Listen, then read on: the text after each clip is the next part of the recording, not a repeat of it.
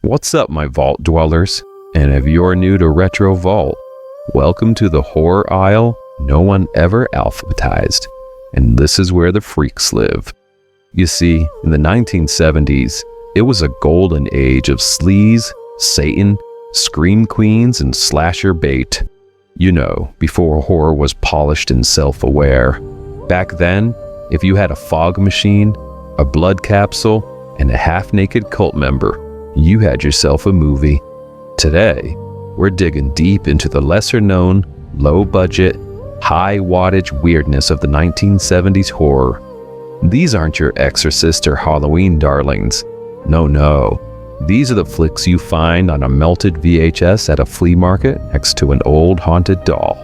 So turn down the lights, crank up the analog static, and let's count down to 13 insane 70s horror B-movies that go places major studios were too scared or too sober to follow.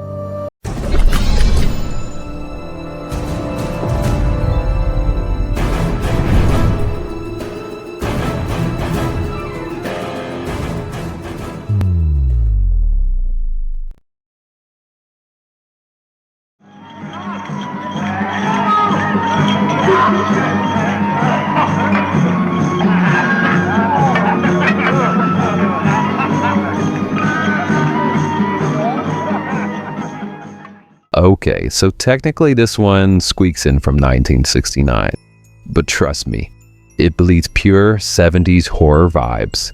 A group of parapsychologists head into the Louisiana bayou to investigate a series of bizarre murders, only to stumble into a coven of ancient witches who have been reincarnated and are extremely theatrical. It's a regional horror flick through and through, grimy, moody, and probably edited on someone's kitchen table. What it lacks in polish, it makes up in occult energy. Every scene feels like it was written by someone who once read the Satanic Bible in a laundromat and got really into it. It's perfect for the late night, slightly feverish horror binge where you want something strange, yet earnest, and full of pentagrams.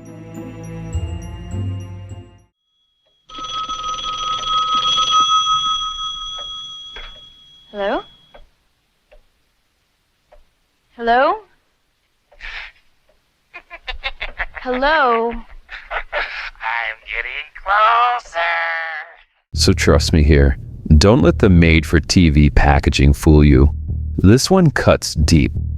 It starts like a typical slasher setup. You know, high school girl getting threatening notes and creepy phone calls. Is this a joke? Because if you don't tell me your name, I'm gonna hang up. But where most horror movies would throw in the mass killer at this point, this one goes for something darker and far more real. I mean, without spoiling too much, let's just say the horror here isn't supernatural, it's societal. The stripped-down production, it actually works in its favor. The sterile suburban setting, the lack of musical bombast, and the uncomfortable silences. It all builds a sense of helplessness that's just way more unnerving than jump scares. And the fact that it aired on network television in the 70s, it's kind of wild considering the subject matter. This is a rare case where restraint makes the horror land so much harder. I mean, you walk away from it not shaken because of what you saw, but because it refused to turn into entertainment. We have started off as a game, but now you're simply telling lies. I mean, it isn't possible that you could keep a tiger in the house. It just isn't possible. You know, British horror anthologies, they're a flavor all on their own. And Tales That Witness Madness, it's like a sampler platter of WTF. So this was framed by a psychiatrist recounting case studies of his patients, each just a little bit more unhinged than the last. So we get 4 shorts ranging from mildly spooky to just flat out bonkers. Let's see, there's an imaginary friend named Mr. Tiger, a haunted penny farthing bicycle, and an artist who literally feeds trees blood. It's clear this was aiming for like Tales from the Crypt meets One Flew Over the Cuckoo's Nest, but where it lands is probably something closer to Doctor Who after just too many gin and tonics. It's pretty campy and chaotic, and it doesn't always make sense, but I'd say that's part of the charm. So if you want a horror film that feels like flipping through a stack of pulp magazines on cold medicine, this one will deliver.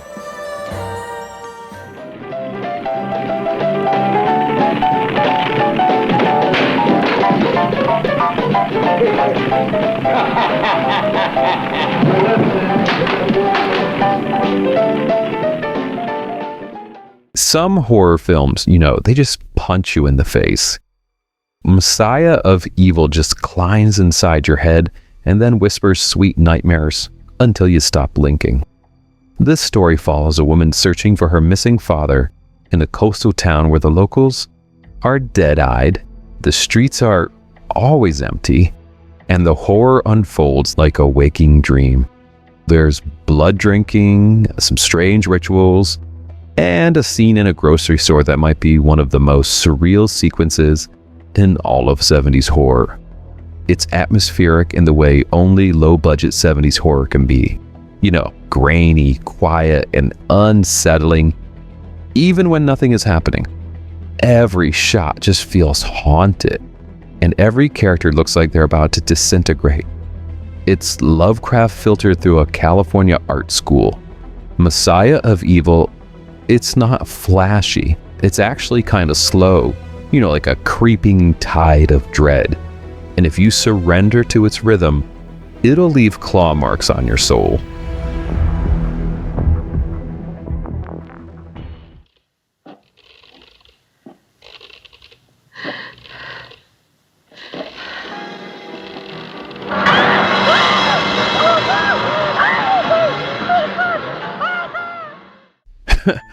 Creepy kids, they're a horror staple. And the child, it just leans into that trope with muddy boots and both arms. Good evening, Mrs. Whitfield. I brought my friends with me tonight, Mrs. Whitfield. This is set in a crumbling mansion in the middle of absolutely nowhere. And the film follows a young nanny hired to care for a troubled little girl who spends most of her time just wandering graveyards and talking to things that aren't there. Spoiler alert. They're definitely there. This is a regional horror at its most haunted. The film is just drenched in grainy atmosphere, cheap fog, and the kind of low-budget sound design that somehow makes everything scarier. The plot is a bit of a mess. It's got psychic powers, some undead ghouls, and a mystery about the girl's dead mother. They all just get thrown in together. It's a little bit rough around the edges, but that just adds to the charm, right? I mean, watching the child feels like discovering a cursed home video no one ever meant for you to see.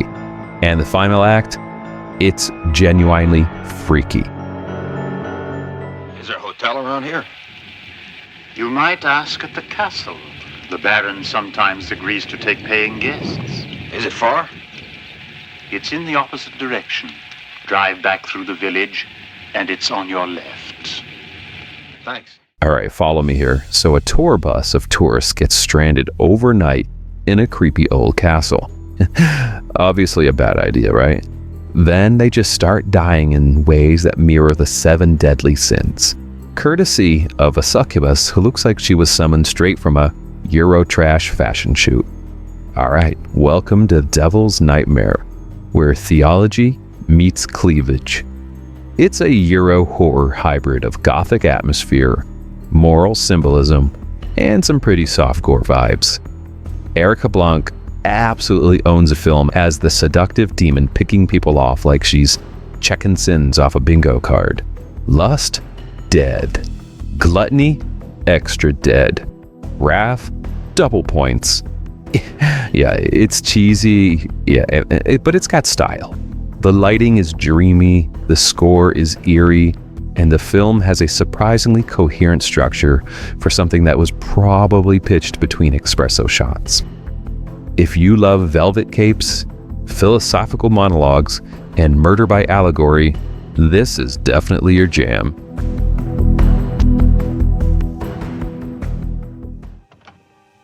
Jesus Christ, when I go out with you, I'll never understand. Damn.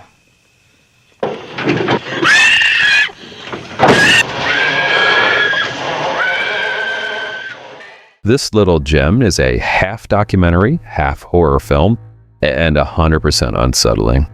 The town that dreaded Sundown fictionalizes the real-life Texarkana moonlight murders from the 1940s. You know what makes this one stand out? It's this strange blend of clinical narration. Texarkana had pretty much returned to normal after the excitement of the attack on Lover's Lane. No clues and no suspects had been found. Brutal kills, and just weirdly slapstick police scenes. It's kind of like Unsolved Mysteries met, Texas Chainsaw Massacre, but neither wanted to blink first. The killer, known only as the Phantom, wears a sack mask decades before Jason or Ghostface. The death scenes, they're raw and unflinching, especially the infamous trombone kill. Yeah, it's that kind of movie. The film jumps between hard-hitting suspense and awkward attempts at levity. While it's tonally all over the place, that only makes it more unforgettable. It's just, it's eerie and weird, and it's inspired more horror films than it gets credit for.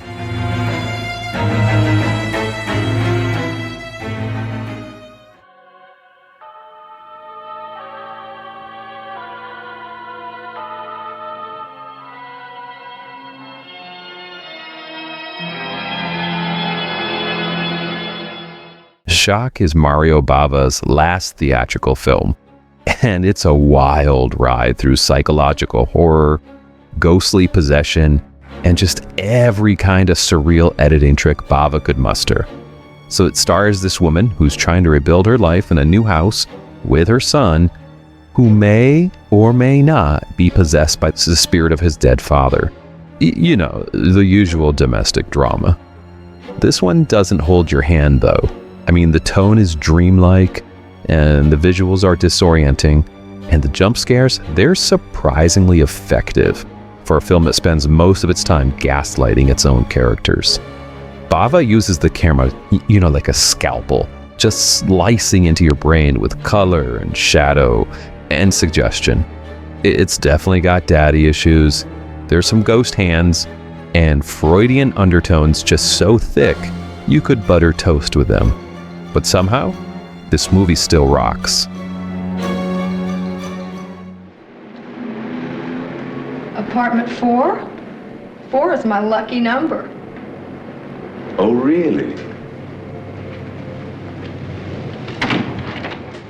Okay, this one's got some issues, but it's equal parts slasher, softcore, and satanic panic.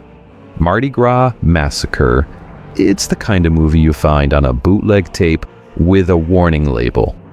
It follows a mysterious man who's sacrificing women to some ancient Aztec god, and he's doing it in the sleaziest corners of New Orleans during Mardi Gras.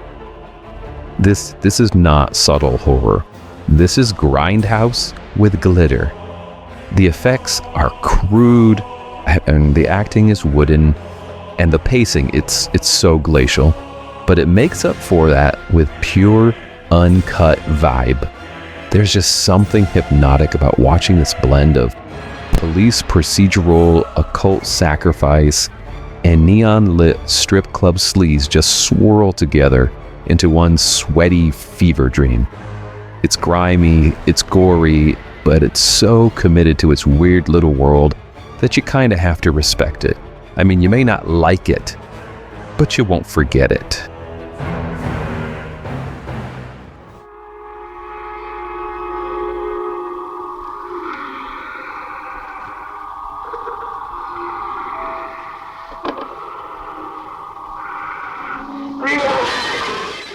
It seems that Euro-Gore has a soft spot for mythical monsters, and the Loreley's grasp It's kind of like a fairy tale just dipped in blood.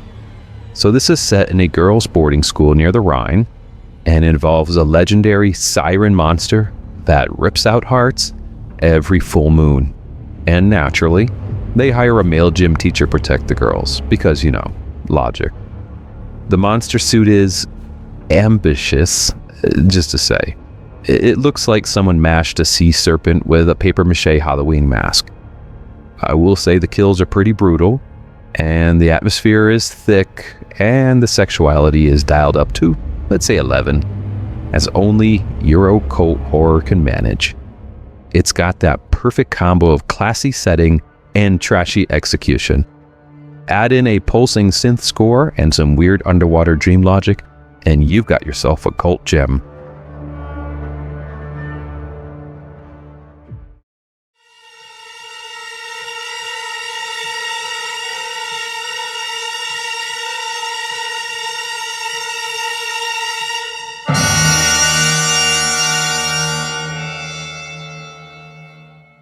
This was released right as the slasher craze was starting to heat up, and Silent Scream feels like it's been caught between two different horror eras.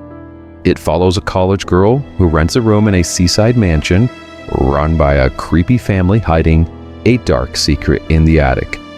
I know, it sounds cliche now, but back in 1979, this was cutting-edge creepiness. The real draw here, it's Barbara Steele. Absolute horror royalty. She's playing a near-mute recluse with eyes that could curdle milk. The film builds dread just super slowly, playing more like a psychological thriller until the bodies start piling up. It's just got that dreamy, isolated feeling that makes every creak of the floorboards feel like a scream. And when the violence hits, it's sudden and savage. Not the best-known slasher, but it deserves way more attention for how confidently it builds tension. Pestilence, the most destructive plagues, war with its untold horrors, were not even as remotely feared as the dark power of Satan and his sinister followers of devils and witches. Paul Naschy stars as a decapitated warlock whose head gets exhumed in the 1970s, which is exactly as fun as it sounds.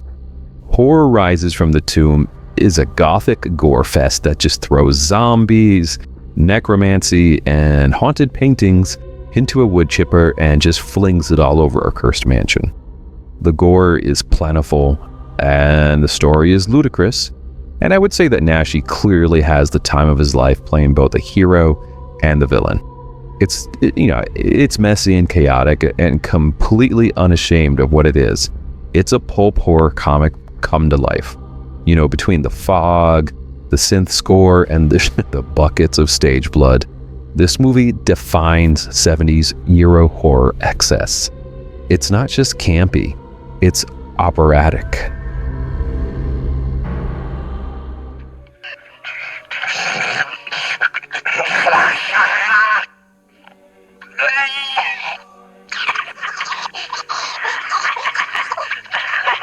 Expanded his act. Alright, if you knew this movie was in the list, you knew this had to be number one. Before Halloween and before Friday the 13th, there was Black Christmas. It's a serial killer who stalks a sorority house, whispering obscenities and picking off girls just one by one. The genius? You never really know who he is, or even why he's doing it. Bob Clark directs with just a quiet menace, making the most out of shadow and silence and off-screen horror. The phone calls are just nightmare-inducing. The pacing, it's surgical. And the ending? It's still one of the bleakest in horror history. It's a proto-slasher, proto-true crime, and still scarier than most of the genre that comes out today. A perfect pitch-black holiday gift to horror fans, and that's why it's number one. These movies may not have been the biggest budgets or the biggest stars, but they had the best attitude. I mean, they were messy, weird, and often upsetting, and just absolutely unforgettable. And if you're craving more analog nightmares like these, why don't you check out our countdowns on VHS slashers, devil worship thrillers, and the best horror movies to never leave the video store shelf. And until next time, keep it weird, folks.